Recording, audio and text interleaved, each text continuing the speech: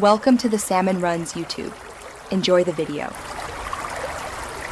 You start by confirming you have device owner or admin access and a current OS version because many recording controls are enforced by policy. Once done, back up your device so you can recover if something changes. Next, enable the built-in tool. On iOS, add screen recording to Control Center.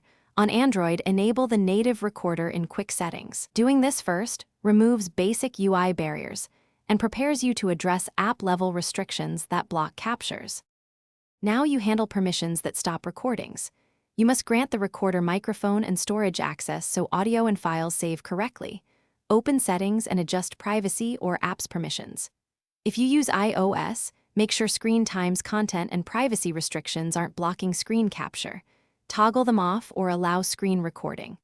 On Android, allow microphone and storage, and when necessary, permit the recorder to show over other apps. These steps remove app-level blocks without attempting to circumvent protection. Finish by running a brief test recording to confirm video and audio are stored as expected. Play it back and check file location. If a specific app still prevents capture, inspect that app's internal settings or its user agreement.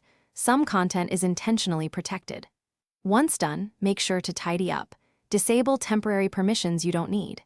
If things go wrong, restart the device, reinstall the recorder app, or contact your system administrator for managed device policies that require official changes.